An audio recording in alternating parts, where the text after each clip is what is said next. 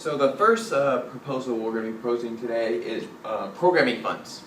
And programming funds, you may be familiar with it if you're a treasurer or maybe a president in a club and you went through training.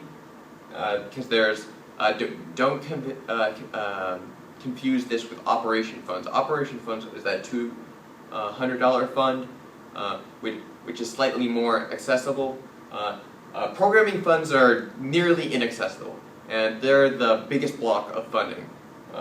And the stipulations that go into it make it so the only people that can access it are the ones that are either very large clubs or they're doing just something very flashy. And I'll explain that. Let me switch slides. So just a reminder, the funds are $2,000 for clubs just starting out, and after you've registered, I think it's like 2 or 3 years that you get the $3,000 annually, and that's depending on your active status. And there's practically you have to plan months and months and months ahead of time to get these funding requests through, as opposed to operation funds, which is just 1 or 2 months. So let me flip to the next slide. Alright, so when you look at the stipulations, you can see what the university is getting at, like broadly marketed or public venue, and what I have seen these funds, which are allocated to all our clubs, so technically we should be able to access these for legitimate reasons, and we do have legitimate reasons. These stipulations are more for the glitz and glamour of Ohio State rather than the experience, and I think that runs counter to what a university is for. A university is for the personal development of the people that come here. This is our money, and we can't even access it unless it's gonna appear in some paper for the most part. So that's let me see. Yeah. So that's why it's become such a problem.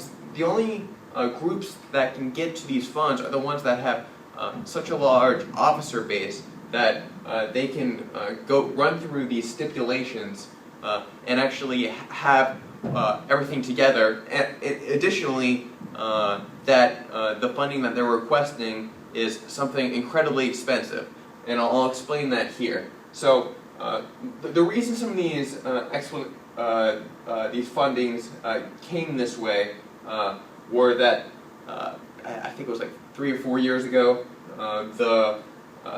there were clubs that were exclusively buying food for their members, and it was more of a food club than club itself. And I don't disagree with that at all. And I agree with the 40% level that they have as of now. But these funding, like so publicity, travel, food and beverages, these stipulations are per event rather than per the 2,000, 3,000 level that there was beforehand.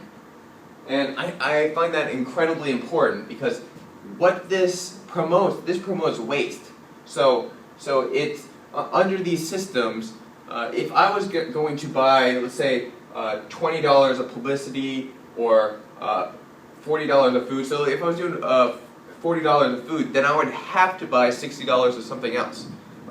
And if you look at that in the context of the expenses of a normal club, you can get rooms from anywhere free, and then you can get speakers from just teachers around, and or papers. They come through a different fund from the student services. So right now, the only expenses you're ever really going to have, unless you're doing something very corrupt or something outlandishly expensive, is to just buy crap I find that it's destructive to the system as a whole. And so that's why I've made my first proposal is to change these percentage bases from percent per event to percent of the whole fund.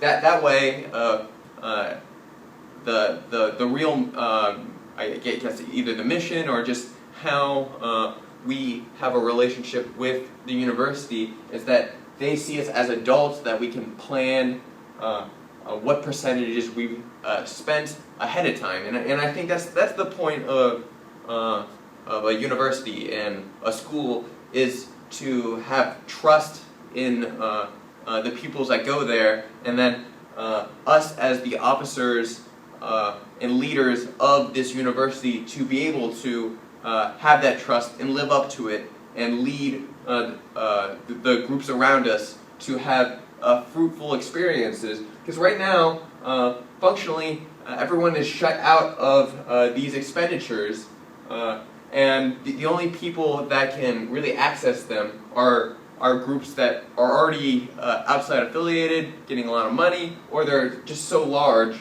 that they have the wherewithal to run through all these stipulations and to buy just random crap like balloon arches, when functionally food is much more important. Because if you think about it, all the club meetings are at dinner time, and people are like, the stereotypical college student is going to make an active choice between eating and going to a club, and they're going to pick eating every time, and that's why I think we have artificially low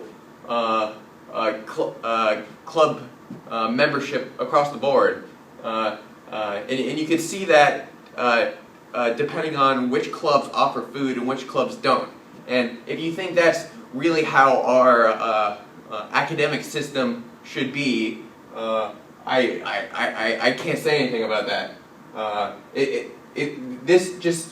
It's present corruption, and we need to be able to trust our system. And if you think we're spending too much on publicity or food or apparel or travel, then change the percentages as a whole, but don't make it a per event thing. That is a completely arbitrary description. So if you go to the next video, I will be talking about the incentive system, or the voting system. And for this proposal, here I have it written out. And so what I'm going to want is the USG candidates to put these on their platform. So all percent limitation categories regarding programming funds, allocations for student organizations shall be changed from percent payment per event to percent of possible programming funds available. And that way, the funds are used effectively instead of for pure waste, or to crowd out what the funds, which are already allocated, to not just be wasted. So, yes.